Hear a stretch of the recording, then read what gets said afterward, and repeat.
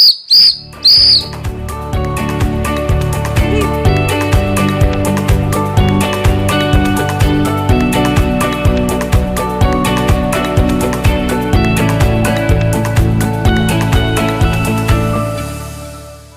န်တော်လက်ရှိတောင်ထမ်းဆောင်နေရတော့အထက်ဘက်မှာဒီအနေနဲ့မန္တလေးစကိုင်းမကွေးကချင်တိုင်းနယ်ပြည်နယ်လေးခုမှာအထက်ဘက်မှာဒီတောင်ကနေနဲ့ဆောင်ရွက်နေတာဖြစ်ပါတယ်။ဂျာမန်နိုင်ငံကြီးချင်းနေအသင်းနဲ့မြန်မာနိုင်ငံကြီးချင်းနဲ့ပူးပေါင်းပြီးတော့ကျွန်တော်ဒီစီမံချက်လုပ်ငန်းကတော့2023ခုနှစ်ကတည်းကအထက်ဘက်မှာပြီးမှစတင်ဆောင်ရွက်ပါတယ်။ဒါပေမဲ့ကျွန်တော်တို့ကျောင်းအခြေပြုဘေးရောက်ပိုင်းလုပ်ငန်းကိုတော့အထက်ဘက်မှာပြီးကမန္တလေးမြို့မှာတော့စီမံချက်ဧရိယာကျွန်တော်တို့၄မြို့နယ်ရှိပါတယ်။ပသိမ်ကြီးရဲ့ပြည်ကြီးတကွန်မြို့နယ်ရဲ့အမရပူရမြို့နယ်ရဲ့အဲ့မြို့နယ်3မြို့နယ်မှာတစ်မြို့နယ်ကိုကျောင်း4ကျောင်းကိုကျွန်တော်တို့စီမံချက်ကနေအကောင့်တွေဖော်နေပါတယ်။အဲ့ဒီမှာမှကျွန်တော်ဒီအမရပူရမြို့နယ်အိုးတော်မူလွန်ကျောင်းကတော့ပြီးခဲ့တဲ့2024ခုနှစ်ဒီဇင်ဘာလတုန်းကကလေးကျောင်းသားကျောင်းသူ30ကျွန်တော်တို့ကျောင်းချီဘေရောပါရေးဆင်မွားတင်တန်းပေးထားတာဖြစ်ပါတယ်။မင်္ဂလာပါညီမနာမည်ကတော့အချယ်ရောင်ပဲဖြစ်ပါတယ်။ဟုတ်မင်္ဂလာပါကျွန်တော်နာမည်ကတော့အေးမြသိန်းကြီးဖြစ်ပါတယ်။ခု3လပိုင်းမှာလည်းငလင်း28ရက်နေ့ကလည်းငလင်းလုတ်တဲ့တော့ကဒီရက်ဟာတွေအကုန်လုံးကပြန်သုံးဖြစ်တယ်ပေါ့တော့။ငလင်းလုံးက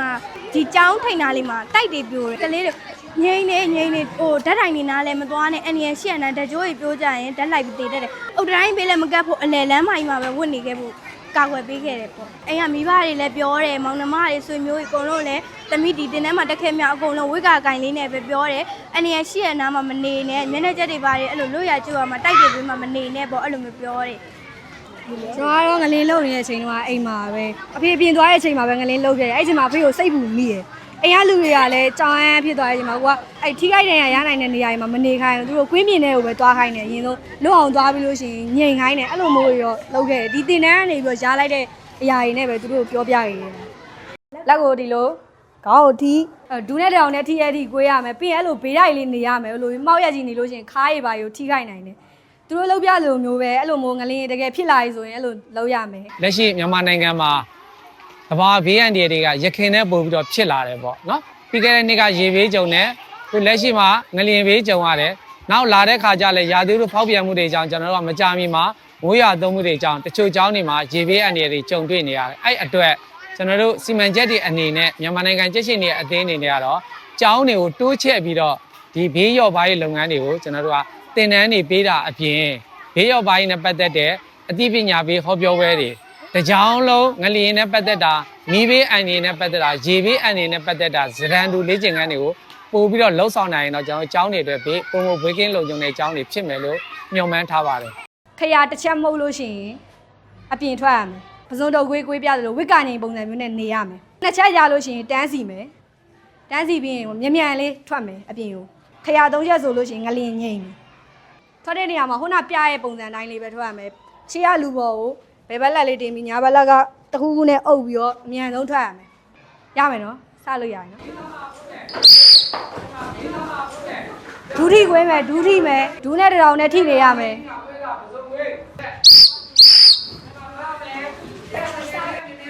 ဒီမင်းနဲ့မြန်လေးလက်တွဲမပြုတ်စေနဲ့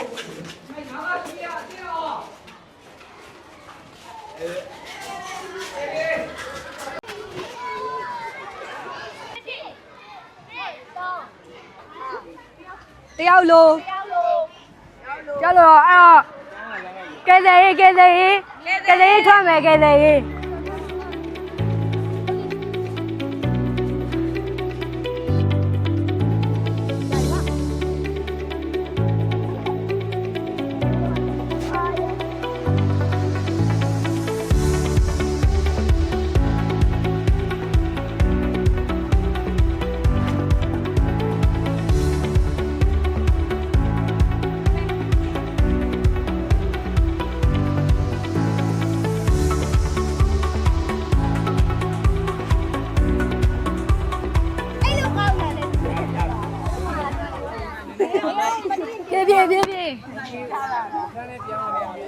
အခုဒီရက်ရှိနဲ့ပတ်သက်ပြီးတော့မှငလင်းတွေနဲ့ပတ်သက်ပြီးတော့မှ SVD ကတင်တန်းကြီးနဲ့တင်တန်းကိုပေးလိုက်တယ်ပေးတဲ့အခါမှာ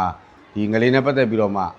ဟိုတကယ်တွေ့ကြုံလာတဲ့အခါမှာသူတို့ရဲ့စိတ်ထဲမှာကဘာလဲဆိုရင်ကြောက်လန့်မှုကင်းပြီးတော့မှဒီငလင်းရဲ့ဘေးအန္တရာယ်တွေအကုန်လုံးကိုသူတို့ရှောင်ရှားတတ်မယ် နောက်တစ်ခါရက်ရွာအနေနဲ့သူတို့မိဘတွေကတဆင့်သူတို့ကို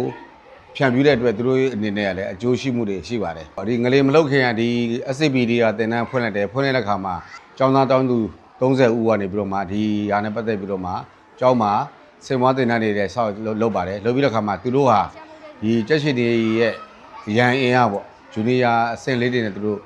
ဟိုဒီငလင်ဘေးဖြစ်တဲ့ခါမှာလည်း watch team မှာသူတို့ဝင်ပြီးတော့မှပူးပေါင်းပါဝင်ဆောင်ရွက်လာတာဖြစ်ပါတယ်ဟိုကျောင်းသားအင်အားတော့ဟာပေါ့ဒီမူလတန်းက KG ကနေပြီးတော့မှ grade 5ထိက800ကျော်ရှိပြီးတော့မှ grade 6ကနေ grade 8ထိက200ကျော်ရှိတော့အလုံးပေါင်း1056ဦးလို့ရှိပါတယ်အခုဟိုကြိုးကြလှုပ်တဲ့ငလင်တွေမှာလည်းသူတို့အနေနဲ့ကအသင့်အများအားအသင့်နေထားသတိနေထားနဲ့ grade တွေရဲ့ဟိုကာကွယ်မှုတွေအကုန်လုံးလည်းသူတို့အနေနဲ့အခုလေ့ကျင့်ပြီးတော့မှဆောင်ရွက်နေတဲ့ဟာကိုတွေ့ရပါတယ်ဟုတ်ကဲ့တင်တန်းတွေလည်းထပ်ပေးပါလို့လည်းပြောချင်ပါသေးတယ်ဟုတ်ပါနောက်တဲ့အသိပညာလေးတဘာဝဘေးရနေပတ်သက်တဲ့အသိပညာလေးထပ်ပြီးတော့ပေးစီခြင်းတယ်ပေါ့နော်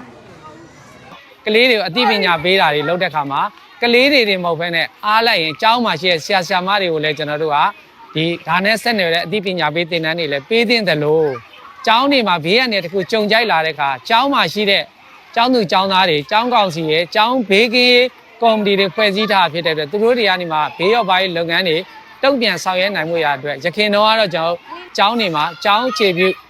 အထောက်အကူပြုပစ္စည်း SPDR kit ဆိုပြီးတော့ထောက်ပံ့တာတွေရှိတယ်အားလေးဝိုင်းနေ kit တွေထောက်ပံ့တာရှိတဲ့အတွက်ဒါတွေကိုထောက်ပံ့ပေးနိုင်ရင်တော့ကျွန်တော်ကျောင်းတွေမှာဘေးရောက်ပိုင်းလုပ်ငန်းတွေလုပ်တဲ့ခါမှာဟန်ကျဲညီညီပို့ပြီးတော့လက်တွဲဆောင်ရွက်လုပ်နိုင်မယ်လို့ထင်ပါတယ်ဒါကြောင့်မို့ကျွန်တော်တို့က